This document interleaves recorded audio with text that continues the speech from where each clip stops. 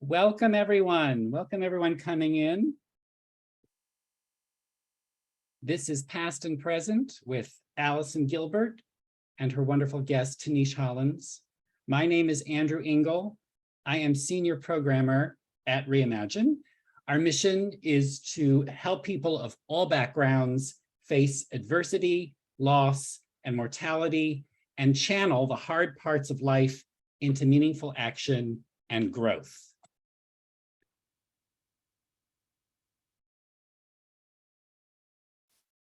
For Grief is the sponsor of this series.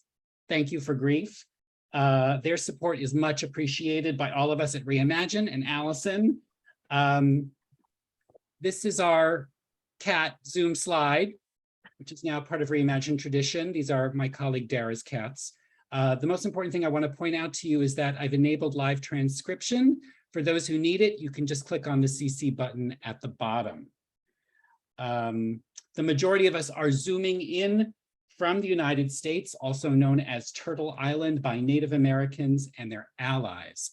I am in Lenapehoking, as well as Christina and Allison. This is where a large city called New York sits on occupied land, and I ask you to join me in acknowledging Indigenous communities in North America, their elders, both past and present, as well as future generations. I'm stating this because it's a step, and hopefully more than a gesture, to continue the process of dismantling the ongoing legacies of settler colonialism and white supremacy. And we're interested in knowing where all of you are, so please put that in the chat. And if you're curious about the Indigenous land in which you're living, you can check that out at native-land.ca. I also want to let you folks know that we have a wonderful past and present coming up on October 27th. Please mark your calendars. It's on the search for healing in the stars and here on Earth. Allison's guest is Sarah Seeger, an astrophysicist and author who looks to the skies to navigate the loss of her husband. So please register for that.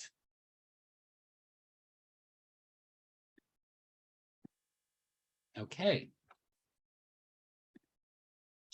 And now, it is my great pleasure to introduce Allison Gilbert. Allison is the author of numerous books, including, in case you haven't noticed her bookcase, a brand new book called Listen World. It's a biography of Hearst newspaper columnist Elsie Robinson. It's published by Basic Books Hachette. And you should also know that her previous book, Past and Present, Keeping Memories of Loved Ones Alive, is another one that you should check out. It's about creative ways to remember family and friends that we never want to forget. And you can follow Allison on Instagram, Twitter, and Facebook. She's everywhere at A. Gilbert Writer. And with that, I'm going to hand this over to Allison. But before I do that, Allison's going to give the proper introduction to Tinisch. But I just want to say how delighted I am, Tinisch, that you are back with us at Reimagine. You've been a guest twice now with us, and you were instrumental in helping us pilot our Table Talk series, which is by and for underrepresented communities. And that was way back in 2020. And I just want to mention that last weekend, some of you may know that we just presented our first festival in quite a while. It was a hybrid event, and it took place in Leimert Park, which is a vibrant, culturally rich African-American community in Los Angeles. And it's so important for us that these conversations about how people of color experience loss, life, and love continue. And with that, Allison Gilbert. Thank you so much, Andy. I am so grateful to be here, as I am the last Thursday of every month. I feel like this is my favorite time of every month, is to be here with you. I feel honored to be with Tinisch. I've been an admirer of your work from afar, from a very long time, and it's my responsibility to decide who I speak to every month for this For Grief past and present conversation series. And so I'm going to introduce you, and I'm just thrilled to be here. So I just want to say hello and good morning to you in the Bay Area, Tinisch. Thanks, Allison. I'm really excited to be here. It's good to be back with you all at Reimagine Andy and to see everybody joining this conversation. I'm really looking forward to it and excited about your new book and hoping we get to talk a little bit about that as well. Yeah, well, thank you. I appreciate that. You know, it's a biography. It's about a woman named Elsie Robinson, who is from your neck of the woods in the Oakland area. And while a biography about a journalist does not seem to be on point today, what I will say is that Elsie Robinson suffered a tremendous amount of loss in her life. I will not give away who she lost. But in Listen World, we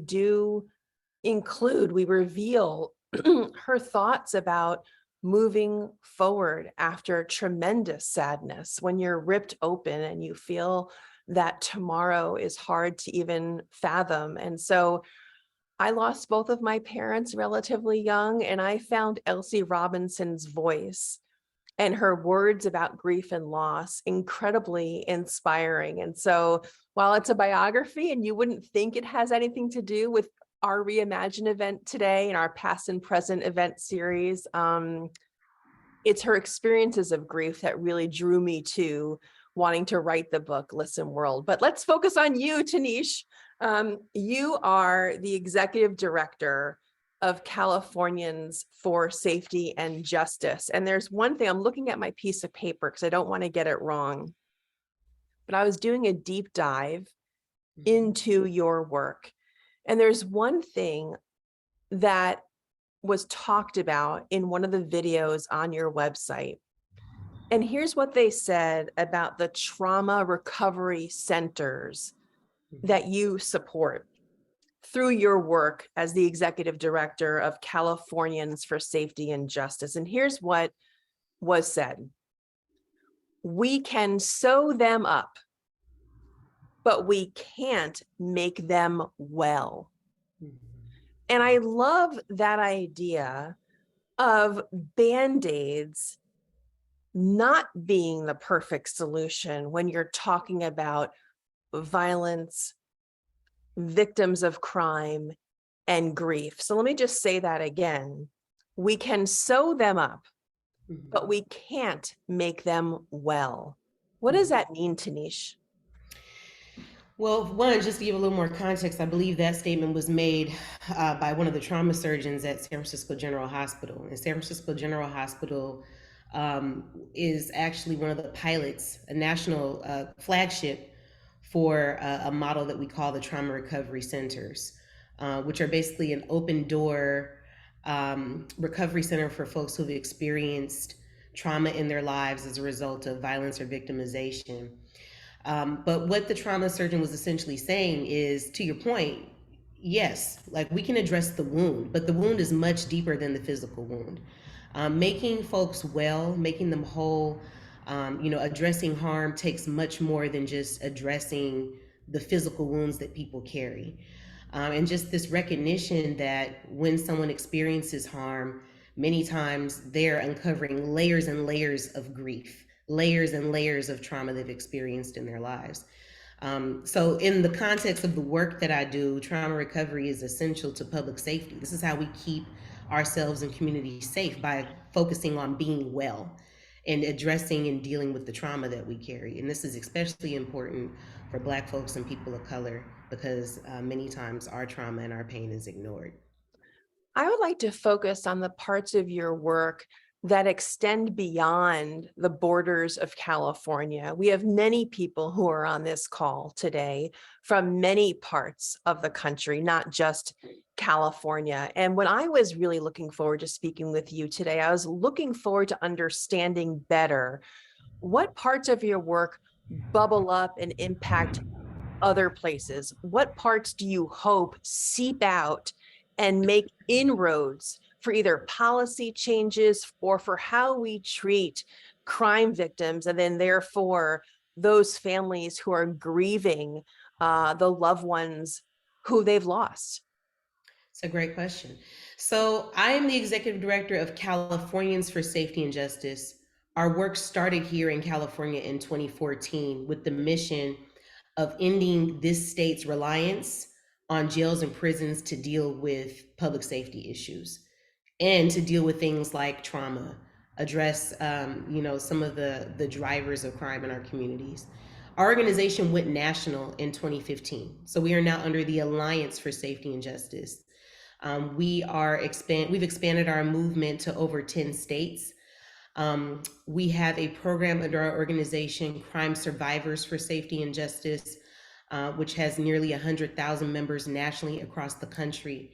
And the work that we do through that program arm is bringing victims and survivors of crime and members of community who have been impacted by crime and violence together for healing, but also to turn that pain into power and to advocate for the kind of resources that we need to create wellness and restore our communities.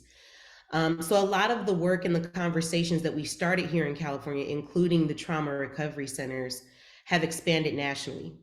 When we first started these conversations almost a decade ago, a lot of the work and investment was here in California, but many other states, as soon as we started getting those wins and getting the attention of legislators and decision makers who also agreed with us that in order to make communities safer, we actually had to deal with trauma, and we actually had to focus on communities and individuals who were not seen or treated or responded to as victims of crime, that was an important thing to do.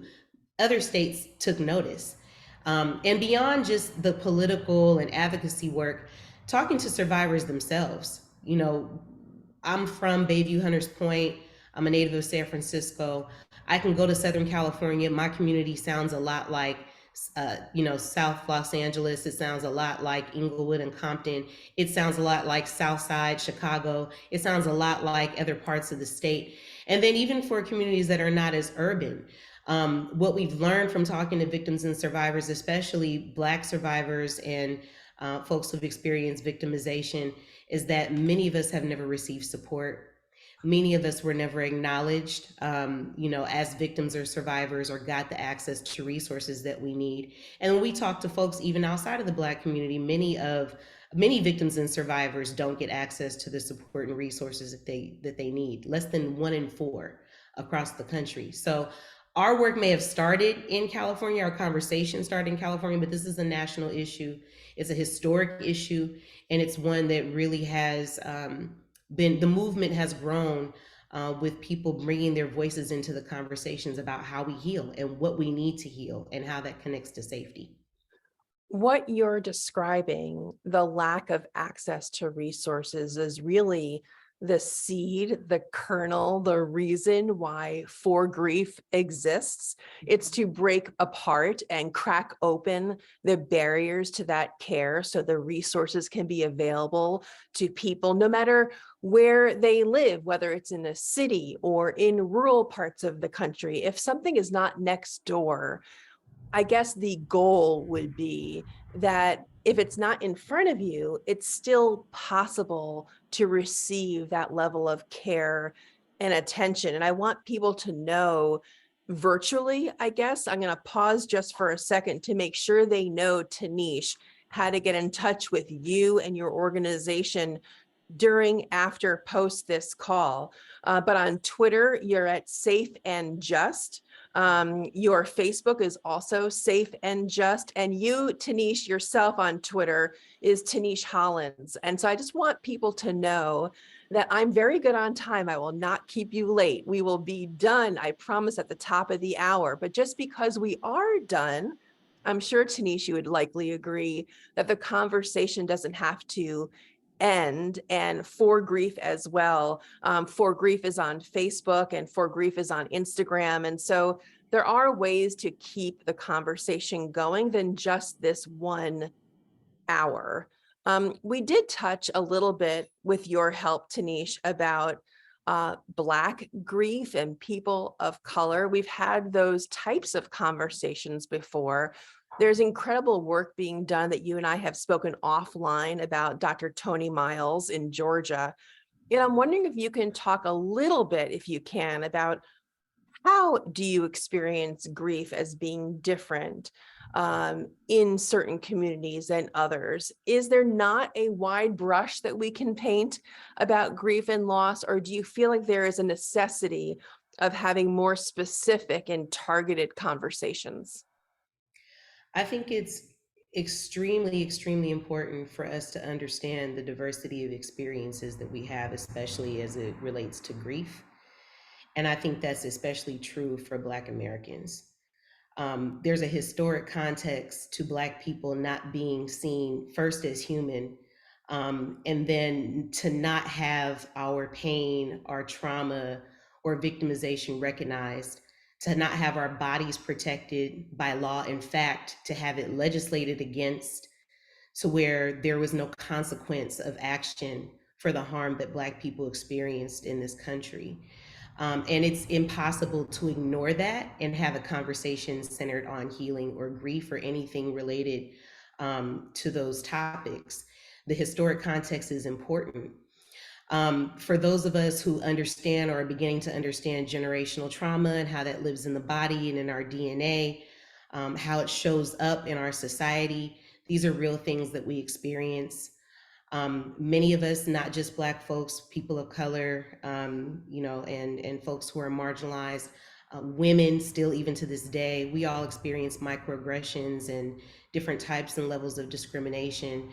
But while I'm no expert academically, I'm an expert in my lived experience, and I think many Black Americans would agree that the grief that we experience, the trauma that we experience, the exposure to crime and violence, and quite frankly, the terrorism that we experience through anti-Blackness is a perpetual thing that we live through on a daily basis. And it should be recognized, just as our resilience and our strength and our beauty and all of the contributions that we made into the world are recognized, so should our pain and our grief and our trauma and how we deal with that. I think it's also really important to talk about safety, and this is one of the reasons why I'm so honored to do the work that I do, not just in California but across the country, in leading this conversation about what it means to create safe communities and what are the components of safety, but specifically as a Black woman, to be having a conversation about safety with the understanding that many of us have never felt safe in our bodies. Many of us have never felt safe in our communities. Many of us struggle to feel safe in our homes, still on a daily basis. And so there is a lot of importance in understanding and recognizing that, in the same ways that we should hold understanding and recognition for many other communities that experienced harm, and many others who are still dealing with oppression and different types of discrimination every day. It is that empathy that gives us the space to see each other and to heal. One thing that I thought was really important, and I learned this not long ago, was just around the acknowledgement, what it does for you physically, to have your pain or have your experience affirmed that, yes, that did happen to you and it was wrong. Like, that literally rewires your DNA and gives you an opportunity to have a new experience related to that harm. And so that's what we're all calling for. We all want to be seen. We all want to have our pain acknowledged Well, and validated. validated. Yes, and validated, right? And an opportunity to heal. And I think that's a critical conversation specifically for Black Americans and folks who are marginalized in this country. I want to invite everyone who is listening and leaning forward in their chairs. I see a lot of those people who have their cameras on. I see nodding faces and nodding heads. We will have an opportunity for you to ask questions.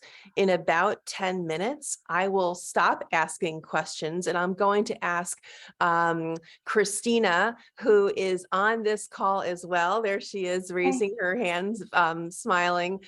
She will go through the chat. She will look for your questions. I will ask her. I will appoint her the picker of those questions. And I would encourage you.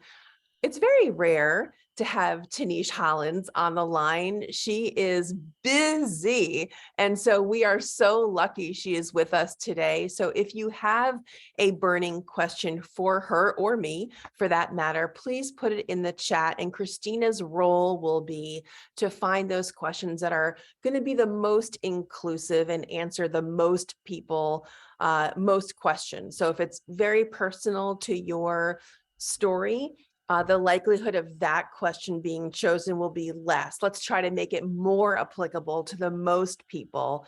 That would be fantastic. So I want to dig back into some other questions that I have, but one of them in particular is something that I think you're going to want to talk about, which is the importance of storytelling. Mm. How does that come into play, Tinisch, in your work, storytelling? Storytelling is a huge and essential part of our work. It's really literally the secret sauce to how we make change, both in the legislature and in our communities. There's something incredibly powerful about people being able to reclaim their narrative about what happened to them or their family members, about how they experienced their grief or their trauma, and the impacts that it's had on their lives, that gives so much insight and perspective, and also builds connection, to help folks understand how to help or what is not helpful, and also how to empower and support people in their healing process. And so we do that in multiple ways, through our work, in the Alliance for Safety and Justice in California and all of our states. When we bring our survivors together through CSSJ, there's multiple opportunities for folks to be in safe space to share their stories and reclaim their narrative about their survivor experiences. Also for our communities, I see myself as a vanguard for my community in being able to stand in front and reclaim the narrative about who we are and the pain and trauma that we've experienced, but also what we need, and quite frankly, what we demand to be able to heal and repair our communities. And so there's a lot of power in truth telling and reclaiming your narrative. And I've seen it be such an instrumental piece of individual and collective healing in all of our communities. There has been no greater way for people to build connection with each other than to have that commonality in talking about what they've experienced and how they've survived it, and then how they are moving through and thriving. And I think we also learn a lot from each other outside of our communities, about what that means and just the connections that we all share as we're processing our experiences, whether it's as a victim or survivor, or someone who's in community with others who experience that type of harm. So it's really critical. And one thing that I really pride our work on is, in the legislation that we pass in our states, there are stories that are tied into our legislation. There was recently a bill signed into law in California that was inspired by the story of a young man named Curtis, who was killed when he was a young man. He was a teenager, and his mother struggled to try to get information about the investigation from the system. 20 years of working through bureaucratic barriers to get information about the investigation of her minor son. Through working with us and through this mother sharing her story, it encouraged many others in the state of California to come forward and share their stories about how those barriers led to real consequences and more harm. We had the opportunity to help share those stories and now pass a law that will prevent other families from having to experience what their family experienced. That is the power of storytelling. And that's what it looks like at a legislative level. But there's so many more examples of what that looks like in community. There's so many more examples of what that looks like in families, in home, when people have an opportunity to safely share their stories. So it's very, very important. Well, let me push a little bit further. What would that look like on a very micro level? Let's say you are talking with a victim of crime, or perhaps more for this conversation, someone who lost a loved one to a crime event. How would you say, what would be a concrete example of a micro way of changing that person's story who is just longing for their mother or their father or their husband or their brother? How does that storytelling play out on a very individual basis? Well, I think one of the most special and important things about creating space for folks to share their stories, or those magic moments, really happen when people share common experiences. So a survivor is infinitely more likely to share their story with someone else who understands what they've been through, right? And I see this all the time, with mothers in our community who may have lost their children to gun violence or community violence, or DV survivors. When we come into contact with people who have a shared experience, there is an element of safety, that I feel seen. You understand what I've been through. You know what this is like. That's been a very, very powerful dynamic of creating space for folks to share story. And I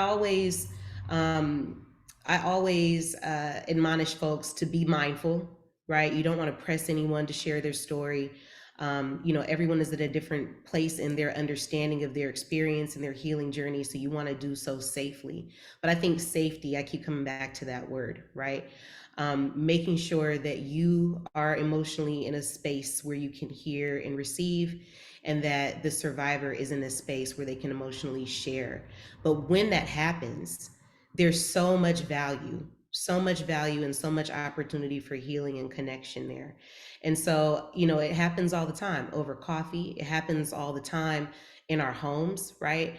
Our young people, I can't emphasize enough how critical it is to find space and creative ways for young people to share their stories. Because a lot of times we start at the other end of the spectrum. We talk about victims and survivors, but there are so many young people that are carrying these stories inside of them, and they're expressing it in different ways, some good and some not so good. But it all comes back to creating safe space for people to do so. And so that's a big part of it. Thank you. Let me pause just for a second. It's about in New York at 1:27 p.m., which means I'm about 5 minutes away of turning over the reins to Christina. So that means if you do have questions for Tinisch Hollins, please put them in the chat. This is your opportunity. I know you all are busy and you come here for a reason. You want information, you want resources, you want to ask questions.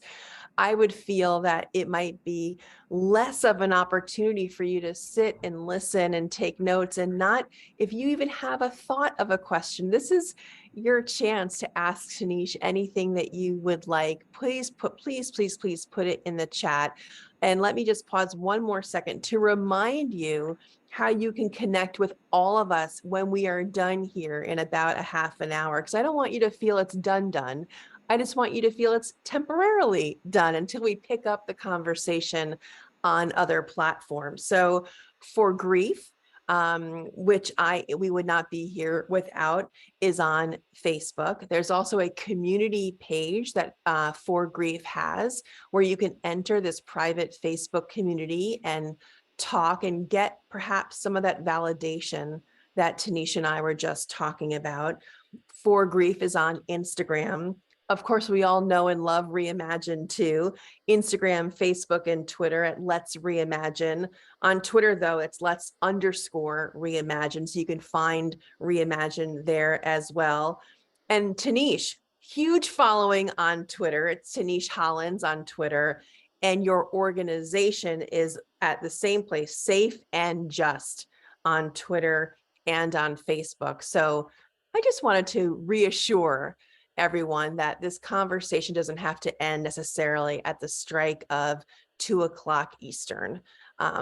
So I do have some more questions for you, Tinisch, before I hand it over to Christina. And one is about what you think immediately following a crime. What is the scaffolding that needs to happen around surviving families when a loss happens? What needs to come around a family so they feel protected and, as you have said so many times, safe? Mm-hmm. What are the priorities that happen?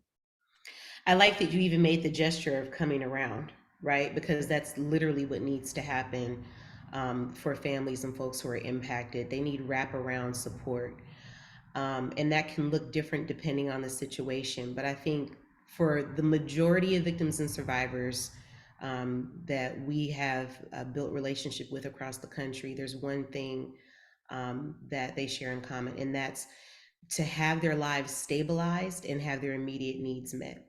Because experiencing a crime or harm or a loss automatically destabilizes your life emotionally, physically, financially, spiritually, in every way imaginable, and the people that are connected to you.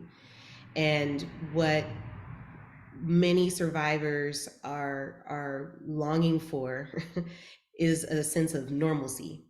And we know that life is never normal, whatever that may have been for you before you experienced that harm. But even more so, if you are from a community that has already been overburdened with things like violence or crime or poverty, you've already been marginalized or restricted from access to resources for your basic needs.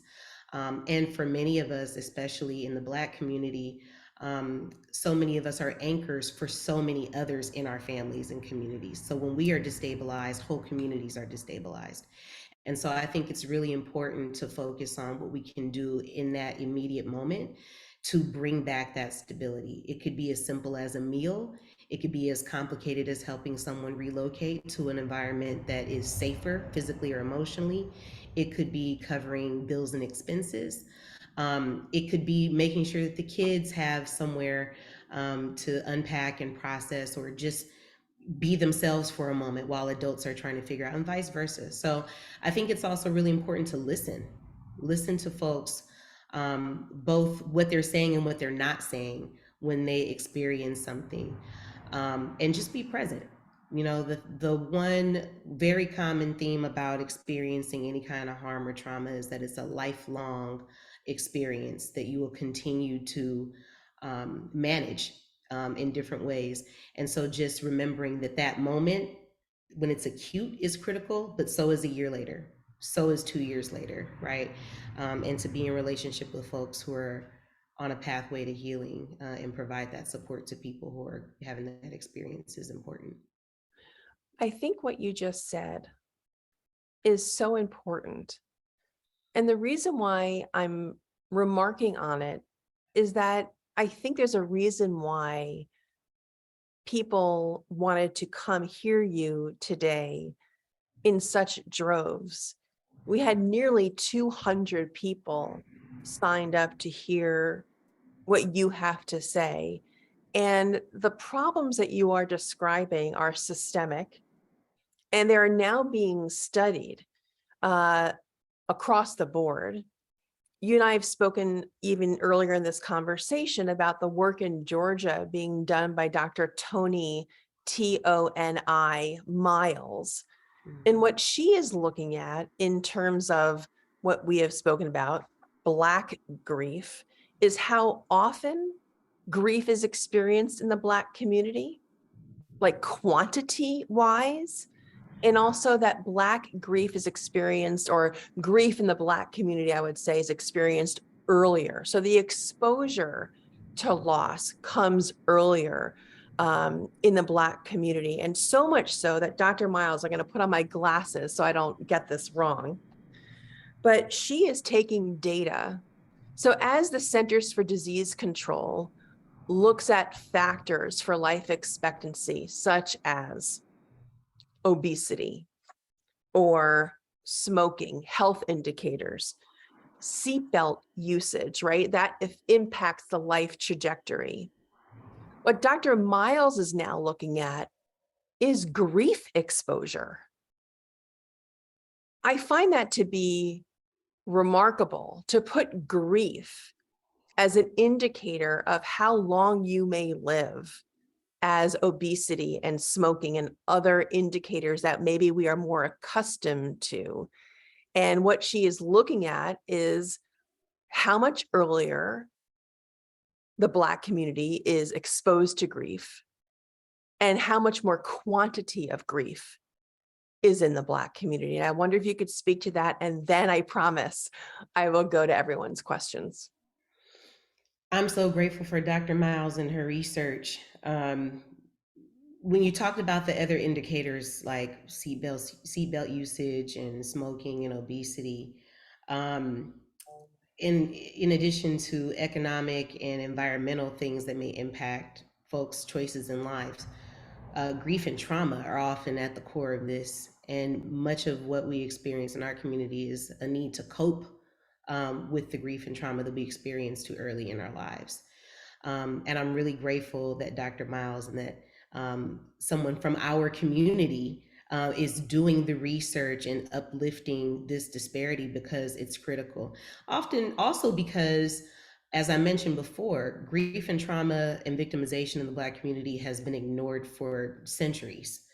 And so to not have that as an indicator or a marker for life expectancy or for how quality of life, right, just makes no sense. So I'm really glad that that research is being done to validate and affirm what so many of us already know to be truth, our lived experience.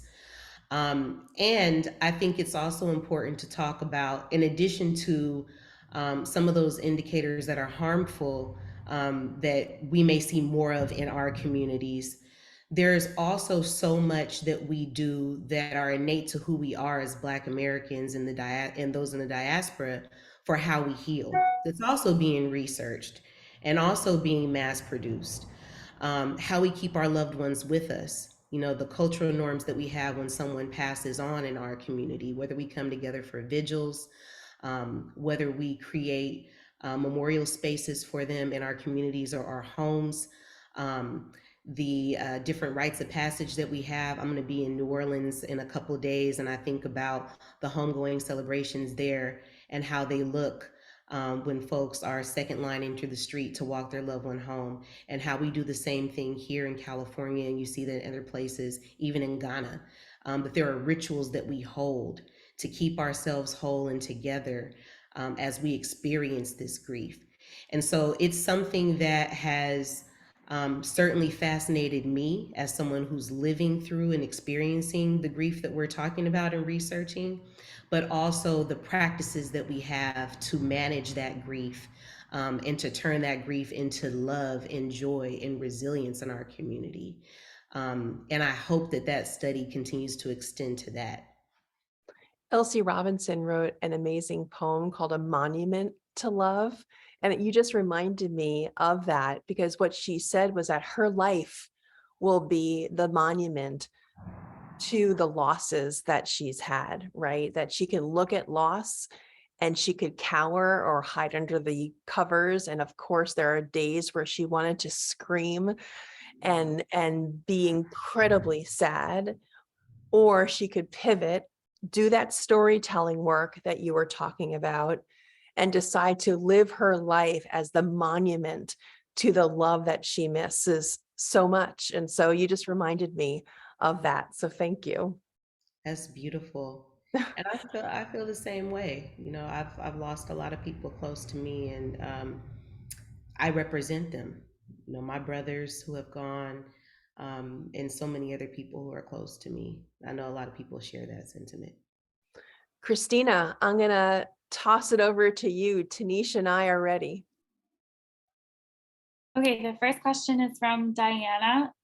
She writes, in terms of giving kids a chance to tell their stories, do you have suggestions of prompts and or media to help start the process? So again, I am not a clinical expert in this, and I always encourage folks to seek that guidance, especially when it comes to children. But as a mother, I can tell you that kids are rarely shy about talking about what they've experienced. It comes out in a lot of different ways, and I think it's just, again, creating safe space for folks to, for children specifically, to express themselves, giving them tools that they're familiar with. So yes, it comes through play for sure. I've witnessed that throughout my life, and even in the work that I've done specifically with youth and young adults. Expressive play.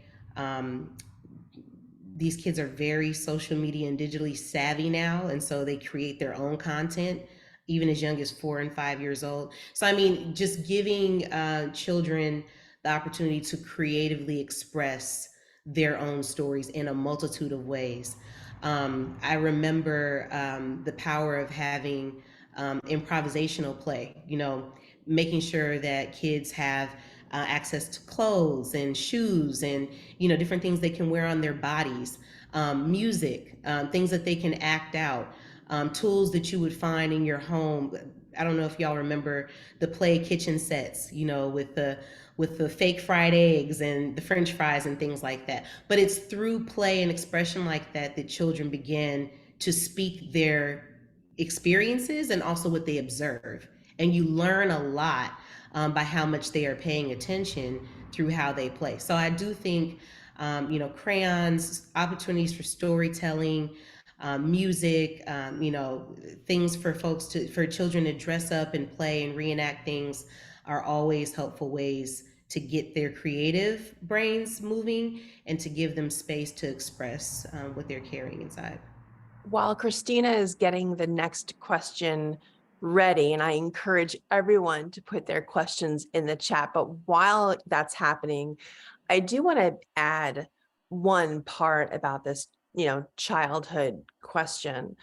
I was on the board, very proud member of the board of the National Alliance for Children's Grief.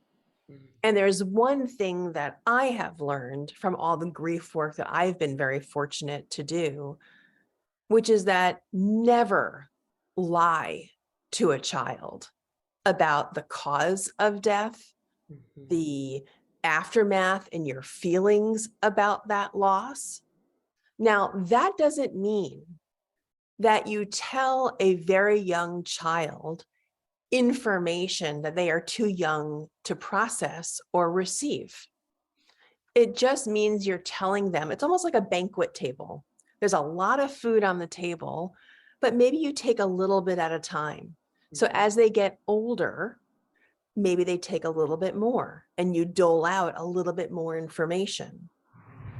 But the trust that will be eroded from lying about a cause of death is different than withholding bits of information until they are old enough, until it's age appropriate to share more details.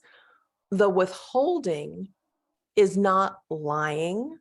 It's just a careful doling out of information until that child can receive and digest and process.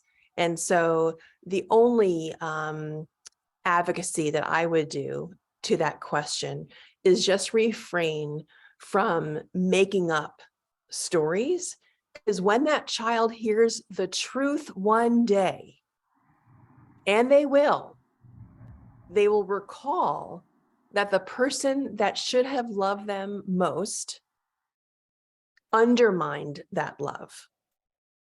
So Christina, back to you. Okay, the next question is a private question. It says, do you have advice for someone who experienced a traumatic loss on how to talk with others about that loss and also start the healing process for themselves?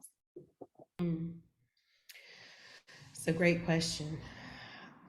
Everything begins with the individual first. Before sharing with anyone, it's coming to grips with your own story. It's being able to walk through your experience, what you're carrying as an individual before you're sharing. I know that was especially true for me. A lot of folks will encourage you, to go to therapy or find someone that you can open up to. And I think those are excellent suggestions as well. But that only happens when you're at a place where you can have that conversation with yourself about what you're experiencing, even if you can't unpack everything that you're carrying. So it's that acknowledgement that hurt and that grief is there. And then I think second is finding an intimate layer of support. Grief therapy, I've heard from a lot of folks, and I've also had my own experiences. Support groups for some people are wonderful. For others, they're not healthy environments for them. So sometimes it's really a matter of knowing what your comfort level is, the level of support that you need, what kind of environment you need to be in. Is it a clinical environment? Is it with a pastor or someone in your faith community? Is it with a family member that you need to disclose this to? But first is really centering on yourself and where you are, and then thinking through what your safe space looks like, and then pursuing that, and giving yourself time. I think it's also really, really important to be mindful that there is no rush for you to do so. Doing so is connected to where you are in your individual healing process. So when you arrive to a place where you feel that it's going to be helpful for you to start sharing what you're carrying, thinking about what safety looks like for you is going to be important. And then easing yourself into that space for sure. And Allison, I know you wrote books about this, so I'm curious to hear what you think too. Well, I was going to go in a little bit of a different direction, which is I want to make sure that when we are talking, and I hope you don't mind me saying this, so I say this because I've heard a lot. Some people don't want to put themselves in a social setting to talk about grief. Mhm. For some people, that is the last thing they want to do, which is be vulnerable in front of others. That's for an in-person support group. Now, maybe an extra layer of distance might be a virtual support group. That might make some people more comfortable, right? Instead of it's in person and eye to eye, maybe the screen gives some distance. But I would say what I've come to learn too, and I guess I'm a little bit biased as an author, as a writer, is that sometimes we can learn about other people's experiences of grief in a book that's not requiring of you to give a eye-to-eye response. You can read, you can absorb, you can digest, you can feel, you can get angry and resentful and mad and potentially cry in the privacy of your own space. And if you have that own space is your couch or in front of the television or in your bed or in a chair or on the floor, you own it.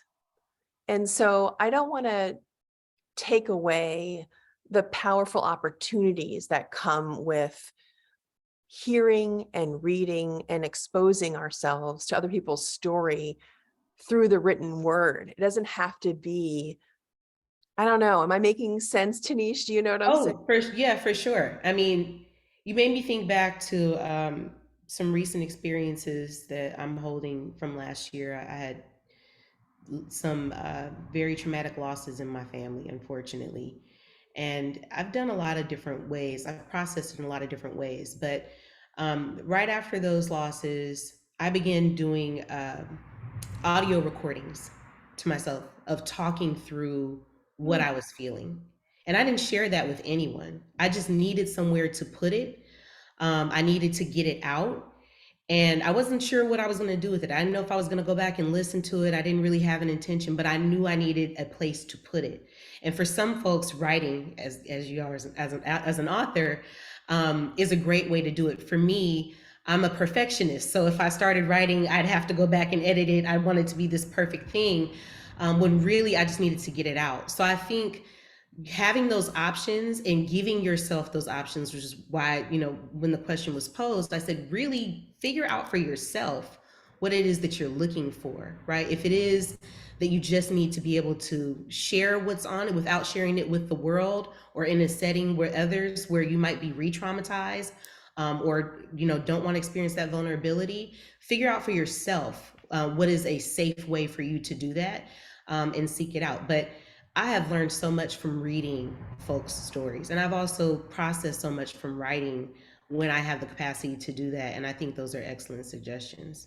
Christina, I'm wondering, just because Tinisch just talked about reading and writing and learning from the page, may not work, but I think at some point today now, and I've been on the Zoom now, so I couldn't check myself, but there's a website platform called Bust Magazine. It's a feminist space.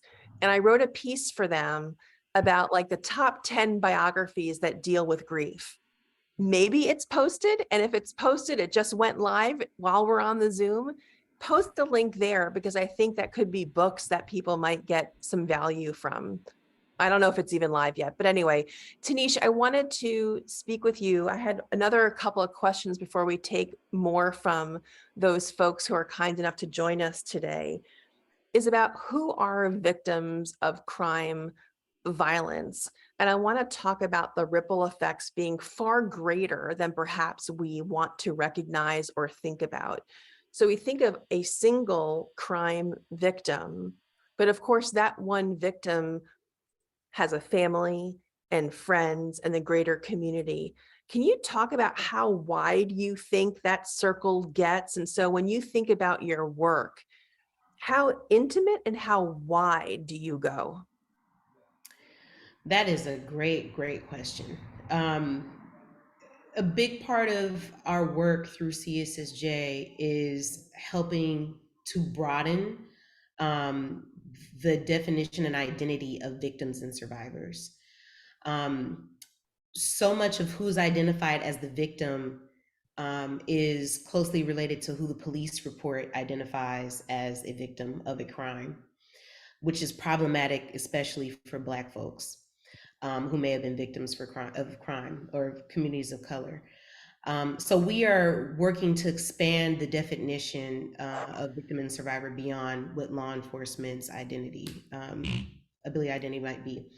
Co-victims are often identified as folks who are part of the immediate family or who may have been in the area when someone experienced a harm. We know, especially in the Black community and communities of color, that the number of folks who are impacted by any incident of crime or violence is endless. The ripple effects can be felt um, for, throughout families, throughout entire communities, throughout whole cities, and for a very, very long time, which is why in our advocacy work, especially at the legislative level, we push very hard to make sure that the resources that we are fighting for, like trauma recovery, greater support through victims compensation, is extended to family members, is extended to neighbors who may have been directly impacted. Our definition of a victim is someone who is either directly impacted by a crime or someone whose life or daily routine was changed as a result of an incident of a crime, right? And so when you use that definition, who experiences victimization becomes much broader than who's listed on a police report. And the reason why that is important is not just for the acknowledgement or access to resources, it literally is for the healing. It is to bring folks into the conversation or into access for healing. And this would also include those who are connected to those who may have committed the harm, because they also experience victimization through that harm. Many people become disenfranchised or sanctioned as a result of what their loved one may have participated in. And they experience a harm through that. And so it's important to recognize that, because it's the only way that we are able to address the harm holistically and heal our communities. Is there pushback when you do that? Like, do people feel like you're making the circle too wide, and so they feel like that's inappropriate? Absolutely. And largely from law enforcement. Oh. But there's a political debate that's happening, but there's also a philosophical or social debate that's happening, right? Are we looking at who's right and who's wrong, or do we want to address the harm that has occurred? And we are erring on the side of addressing the harm because we believe that is what's going to lead us to safety. If you're only dealing with an incident of harm based on who's guilty or who's innocent, who perpetrated the crime or who's the victim of the crime, then we have a one-sided approach that's not comprehensive. And we see how that plays out in our communities, where either a victim was acknowledged and they may have received justice, or the family may have received justice, but their immediate needs went unmet. They experience victimization through the system. The community experiences victimization through that loss. And then there is someone who may have been connected to this crime, whose family then becomes disenfranchised, or this individual doesn't receive the appropriate response to deal with what caused this incident of harm to begin with. And so for us, safety is directly related to our ability to look at the incident of harm holistically. What was at the root of this? If the root is unaddressed trauma, if the root is instability, if the root is poverty, if the root is all of these things that we know are systemic, but also emotional and generational in our communities, then let's address that, because that is what's going to repair the harm and lead to safety. But there is pushback. And not just because it's political or philosophical, but it's also because it's resource-based. It's about who's going to get the money, the power, and the resources, or have control of the narrative. And we know, especially for Black folks, how dangerous that's been for our community. Thank you. I'm looking at the chat, and Andy, I'm imagining, put in some of the memoir recommendations. There are two. One I'm not familiar with, which I'm thrilled about. I always like to know more, but the one that I am familiar with is Leslie Gray Streeter's Black Widow. Leslie has been a guest on the Past and Present series, and I will be with her in Baltimore. Are there any people from Baltimore on this call? Let me know in the chat. We'll be at Greedy Reads together in October, which is an indie bookstore in Baltimore. So I love Leslie Gray Streeter. She's great. And I see that Christina, oh, it did go live. So the Bust Magazine article that I wrote about biographies that help with grief, that are about grief, or at least have major themes about grief, just went live while we're on the call. So please check out that article. I haven't been able to see the final version. I can't wait to see it once we get off the Zoom. I guess that's what I'll be doing for the first couple of seconds. And then I wanted to make sure in the last 3 minutes, Tinisch, what can we do? How we're on the call right now. We are listening to you. You have our attention. If you can wind us up and tell us the one important thing we can all do to push your work forward, to be advocates for your mission, for your goals, what can we each do? We share a common mission and goal. If you're in this conversation today, I believe we share a common mission and goal, which is to heal ourselves and heal our communities. And the way for us to do that is to join a movement that offers an opportunity for people to connect, to share their stories, and to advocate for the resources that we need to heal ourselves and our communities, for us to take the right approach to deal with the harm. And so I really do invite you all to check out Crime Survivors for Safety and Justice. If you are a victim of a crime, have been a victim of a crime, or a survivor, your family members, loved ones, extended community, or you work with survivors. This conversation about grief has such a through line to all of the work that we do, not just for victims and survivors, but also people who have been impacted by the criminal justice system. More than 80% of the people who go into the criminal justice system have been a victim of a crime. That's according to statistics. So if we're talking about healing, then we have to do so in a holistic way. And we have to be pushing for not Band-Aid solutions, but things that really address the root causes of the harms that we're experiencing in our communities. So I encourage y'all to stay in the conversation, link up with Crime Survivors for Safety and Justice or California Safety and Justice to learn more about our work here in the state, and encourage you to continue your own healing journey in sharing your stories and creating space for more folks to do that in our communities. Well, Tinisch, I am honored that you said yes to my ask for you to be on today. I am grateful. Of course, I'm always grateful for grief, for being the reason financially that we can all be here. The For Grief platform is a tremendous resource. You talked about access. For Grief is breaking those barriers down and is a growing platform. And of course, Reimagine, our host. I am always grateful, Andy, to you and your entire team. And as always, Christina, thank you. And I am on time. We will be over at the strike of 2:00 Eastern. And I'm grateful for everyone to be here. And I'll see you next month. Thank you. Thank you all for having me. Good to meet you, Allison. You too, Tinisch.